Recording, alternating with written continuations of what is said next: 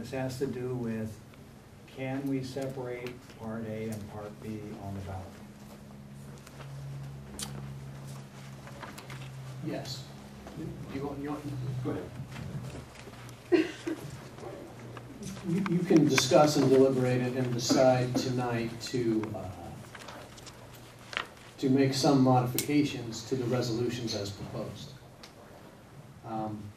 One of those modifications could be to remove the tax B. Now, separating tax A and tax B, I think again we might want to ask Webb and Associates to respond to that, making a separation. Good evening, Shane Spicer, Webb Associates. Regarding the question of whether to separate them onto separate measures to be voted on, the way that we structured the RMA, they are actually inherently combined. That being said, even if you could and would have separated the measures, you run the risk of having a tax B being approved and tax A failing, and therefore not meeting what was the initial intent, which was to fund maintenance for the parks. As far as separate ballot measures, it was not something that we considered on that premise, as well as it was not cost effective for the city to try and pursue two different measures to the property, to the citizens. So what was the cost detriment of having two measures? Well, we presented a couple different options. One was to put it on the general election, which I believe we provided those estimates, and the registrar voters, memories give, is $24,000 for the registrar to put that on for a single measure. It would be similar to that for two measures.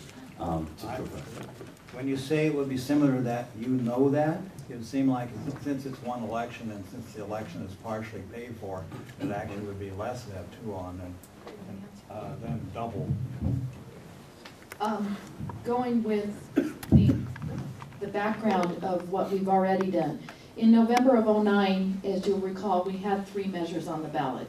They were at large in the two district elections. That election cost us $14,000. We just had the November election in 2010 for council. We just got the bill. That was $28,000. So I would say you're looking at anywhere between $14,000 and $28,000. Both of those W's, the one was 5 choices, or more for the council members, right? Or 6 choices for council members? Right, and that's the total, all 6 choices there? Right, and we also had a ballot measure on at the same time. If you'll remember, we had the appropriations limit as well. So I think that's why that was a little bit more.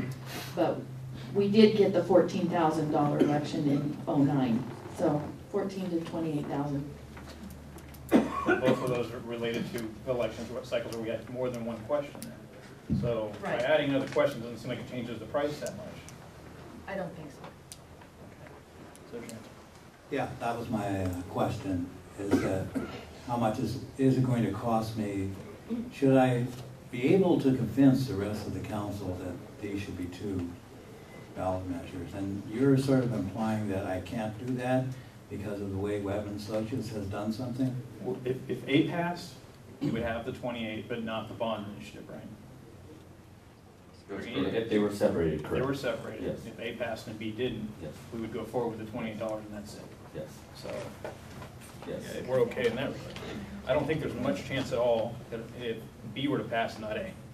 Well, and one thing we did raise as when we were discussing this with the committee was wanting to make sure we had a very clear message. And when you had multiple ballot measures, you could have the impression that a $17 tax versus a $28 tax would be the preferred option.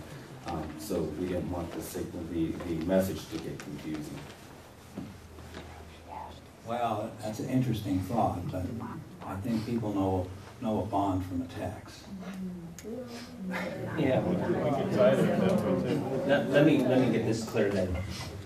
If we put them both on, and only as they go in conjunction, they can pass. But if one of them doesn't pass, if we separate them, I mean, one can go and one can't, but if they're put together, but the B side of this thing, is it gonna be written up A and B together, or is it gonna be two separate lines?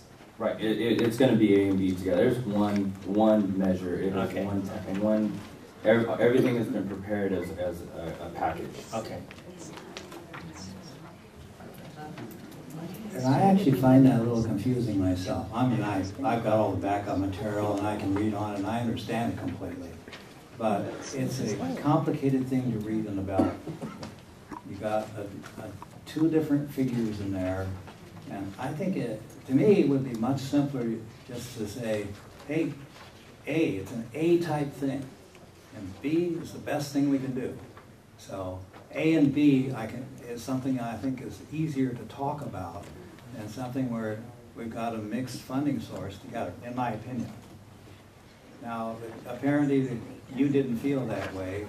I wondered if you'd done a study of the people of Woldemar saying that really they'd be more likely to vote for this if they were combined. Well, what was the basis for thinking that way? That was as a result of our discussions with the Blue Ribbon Committee and relying upon those previous meetings that were held, that their discussions and their feelings and their sense was that the community would be in support of this structure. Are we open right now just to talk among us? Okay. This is my feeling on the subject. I don't see B passing. I just don't see that. Not at this time. I don't see any way.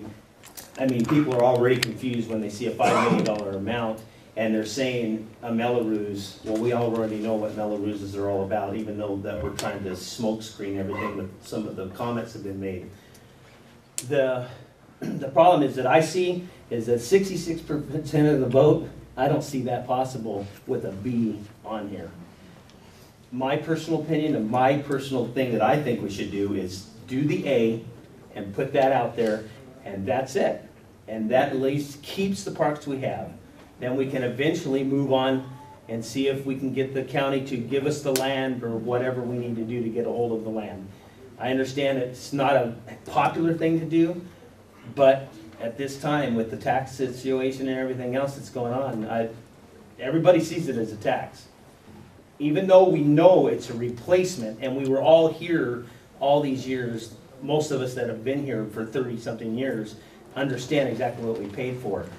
It's some of the people, you know, it's being confused and thrown all different directions. So my personal opinion is to try to get it to pass. Let's just get the $28 one so we can keep the parks that we have operating. And that's my personal opinion. Yeah, that's sort of the line I was thinking of. I understand we want to go forward, and I absolutely agree. We need a park on this side.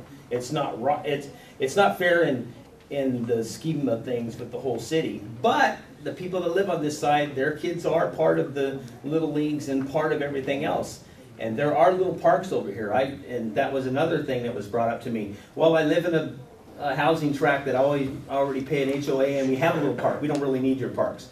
Okay, well, maybe that's true now, but when your kid goes into soccer or anything like that, they're not coming into that little tiny track and playing soccer on that little tiny field. It just isn't going to happen. Another thing, it's kind of interesting to throw these kind of numbers out, you know, go to Sacramento, go to Las Vegas.